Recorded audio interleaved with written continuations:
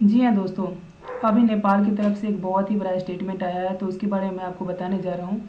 अभी नेपाल के जो केपी ओली साहब हैं, उन्होंने एक स्टेटमेंट दिया है कि जो राम भगवान थे वो नेपाली थे, और इनका जन्म अयोध्या में, जो कि भारत में अयोध्या है, वहाँ पे नहीं हुआ था, बल्कि इनका जन्म काठमांडू के करीब एक गांव, छोटा सा गांव है, उस गांव का नाम बीरगंज है, वहाँ पे हुआ था। तो ये बहुत ही बड़ा स्टेटमेंट है, इनके द्वारा दिया गया है।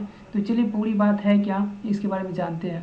और आपने जैसे कि आप जैसे जानते होंगे कि कुछ समय से इनका ये जो रिलेशन है बहुत ही ख़राब चल रहा है, इंडिया का और नेपाल का। और कुछ ना कुछ नेपाल के साइड से कुछ ना कुछ स्टेटमेंट अभी आते ही रहता है, कुछ ना कुछ उनके द्वारा बताया ही जाता है। लेकिन इंडिया जो है इसके इसके रिप्लाई में अभी तक कोई एक्शन नहीं लिया है और कुछ नहीं बोला है। और इसलिए ये स्टेटमेंट कुछ ना कुछ ऐसा आ रहा है कि वो चाहते हैं कि इंडिया कुछ ना कुछ एक्शन ले और कुछ ना कुछ बोले, जिससे कि कुछ वहाँ के जो पीपल है उनके उनके लिए इंडिया के प्रति कुछ ना कुछ डिस्क्रिमिनेशन वाली भावना हो। तो चलिए ये पूरी बात है क्या, ये देखते हैं। तो ये सबसे पहले तो आपको मैं मैप दिखाता हूँ, जिसके ज़रिए आपको पता चलेगा कि ये जो ये जो बात है ये कहाँ के बारे में बताई जा रही है और ये मैप कहाँ पे लोकेटेड है। तो इसके बारे में बताता हूँ आपको सबसे पहले। तो ये देखिए, ये रहा इंडिया का मैप, और ये रहा काठमांडू काठमांडू और यहाँ पे देखेंगे तो 270 किलोमीटर के आसपास की डिस्टेंस पे है काठमांडू से। ये जो है बीरगंज, तो ये बीरगंज यहाँ पे है, और ये यहीं यहीं पे इसी डिस्टेंस की बात करें जो कि भारत के बॉर्डर से बिल्कुल करीब है, तो यही डिस्टेंस की बात कर रहे हैं। और उन्होंने बहुत सारी स्टेटमेंट दी है, तो उनकी उसके बारे में मैं चर्चा करता हूँ, एक एक चीज़ के बारे में बताता हूँ आपको अभी। तो देखिए, सबसे बड़ा स्टेटमेंट था, उसके बारे में बताता हूँ। उनका जो दो चार स्टेटमेंट है उसके बारे में बताता हूँ। केपी ओली का सबसे जो पहला पहला सवाल है उसमें वो ये पूछते हैं कि जिस अयोध्या का दावा भारत के उत्तर प्रदेश में किया जाता है, वहाँ से सीता का विवाह विवाह करने भगवान राम जनकपुर कैसे आए। तो उनका ये कहना है कि जो भगवान राम है वो जो इंडिया में जो यूपी, भारत के यूपी में जो अयोध्या है, वहाँ से भगवान राम कैसे आ गए सीता से विवाह करने के लिए जनकपुर, उनका ये मानना है। और उस समय कोई फ़ोन भी नहीं था, तो संवाद कैसे हो पाया, बात कैसे हो पाया, और ये उनका लॉजिक है। और एक और लॉजिक है कि उस दौरान विवाह केवल आसपास के राज्यों में ही होता था, तो ये शादी कैसे हो गया। तो उनका दो चार ऐसा क्वेश्चन है जो कि बिल्कुल भी मानने वाला नहीं है, और बहुत पर्सन इसको मान भी नहीं रहे हैं, और अजीब सा स्टेटमेंट है, तो कोई मानेगा भी नहीं। तो एक मेन रीज़न इसका और है, और हाँ, सबसे बड़ी बात है उनका कि ये इस चीज़ को मानते हैं कि ये जो इंडिया, जो भगवान जो गए थे श्रीलंका गए थे, वो वहाँ पे गए थे, इस बात को एक्सेप्ट कर रहे हैं, मान रहे हैं। तो चलिए उन वो भी ये भी देख लेते हैं, ये भी एक मैप देख लेते हैं आपको, उसके बारे में मैं बताता हूँ आपको। तो तो आप तो आप देख सकते हैं कि ये जो श्रीलंका है, मैं आपको अभी दिखाता हूँ।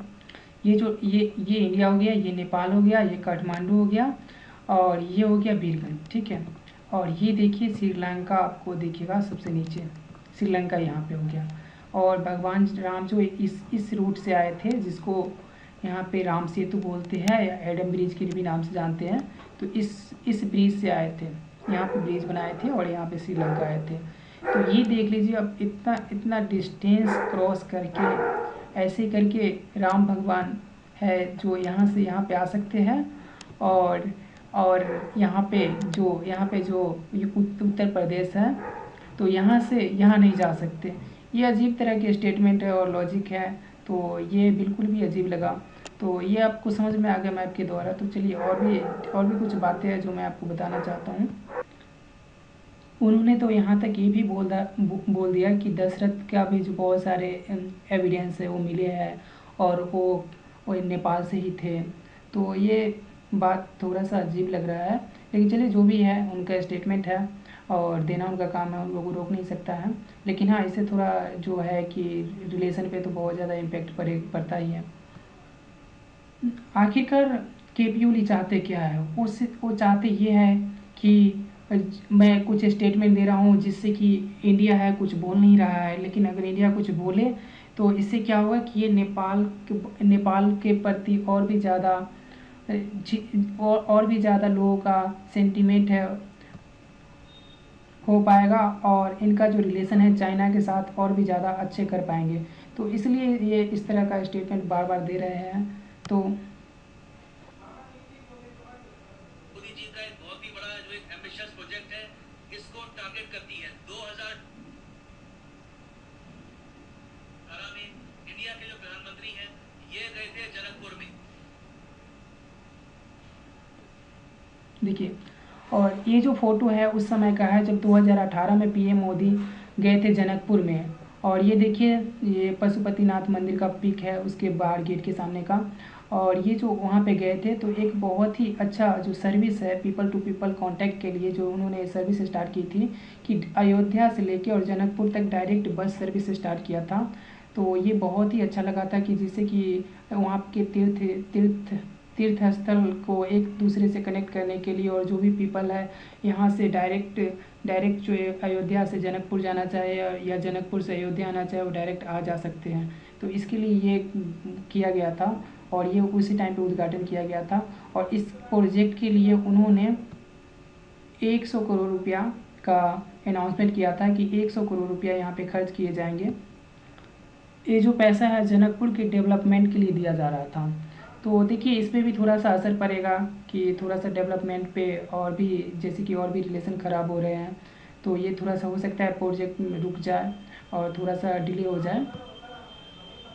लेकिन हाँ, इंडिया कोशिश कर रही है कि हम पीपल टू पीपल अच्छा रिलेशन बना के रखें, क्योंकि वहाँ की जो गवर्नमेंट है वो आते जाते रहते हैं, चेंज होते रहते हैं, लेकिन जो पीपल है और एक दूसरे से कांटेक्ट है, कम्युनिकेशन है, वो बहुत ही अच्छा रहे, रिलेशन अच्छा रहे। तो ये कोशिश कर रहा है, और लॉन्ग टर्म के लिए देखते हैं कि कब तक ये चल पाता है। और तो देखिए आगे क्या होता है, और इस टॉपिक पे और भी कोई अपडेट आता है तो मैं आपको इन्फॉर्मेशन देते रहूँगा। अगर वीडियो अच्छा लगे तो लाइक और सब्सक्राइब जरूर करें और सपोर्ट करें। धन्यवाद। Thanks for listening.